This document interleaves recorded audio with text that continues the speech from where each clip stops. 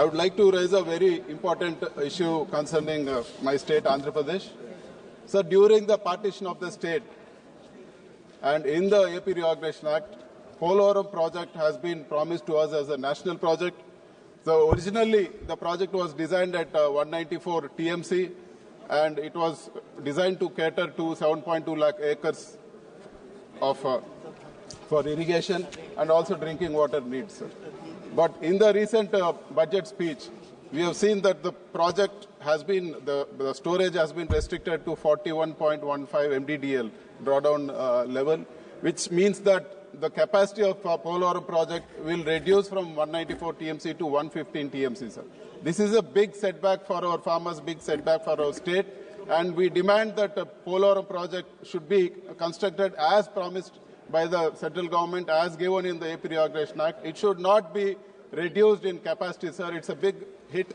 The capacity, if it is reduced to 115 TMC, it's going to cater to only 3.2 lakh acres of irrigation against 7.2 lakh acres which has been promised, sir. This is a big setback, and I really urge even the Telugu MPs, we are ready to work together on this, sir.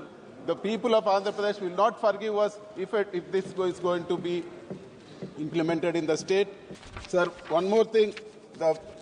We want the government to clearly state, are you going to privatize Visakhapatnam steel plant or not? Sir, we demand that Visakhapatnam steel plant should not be privatized. You have given money for running the plant, that is good, but we strongly oppose any attempt to privatize Visakhapatnam steel plant, and we also demand that part of AP Reorganization Act, Kadapa steel plant was promised. Our former Chief Minister spoke to the Jindal Group. They came and inaugurated it. We want the India government to talk to them and expedite the process of setting up this steel plant. And sir, and one more important thing, our Dada also spoke on this. Sir, drugs has become a serious menace in the country. One way we are talking of controlling drugs, sir, I demand that all the schools and colleges, a testing has to be done, sir, because it's unlike alcohol, parents are unable to find out whether their children are under the influence of drugs. And by the time they find out, it is too late.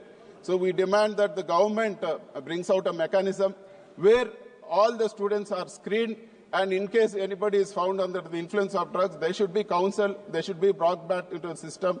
The whole future of the country is at stake because of these drugs. We demand that a serious action be taken on this, and thank you very much for giving me this opportunity.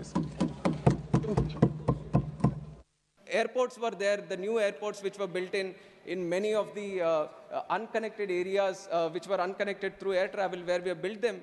We have said through UDAN, why don't you start the routes? And today, a staggering number of 602 routes have been started by UDAN, which is a record in itself, sir, in the last 7 years. And we want to push it more also. We want to create more airports, and we want to use the UDAN also, so even more. And I can proudly say today, I was a member of parliament for the last 10 years. And initially, as I started as a member, sir, the most important request I would get from my constituents was that how do I get a new railway stop? I believe it is there today also. But I see as a minister today, in 5 months, I'm getting requests from across the table, across the house, both in Lok Sabha and Rajya Sabha. People are coming that I want more air connectivity. Why don't you connect me from point A to point B? Why don't I get an airport? These are remote places, sir, where people would have not even dreamt of having an airport.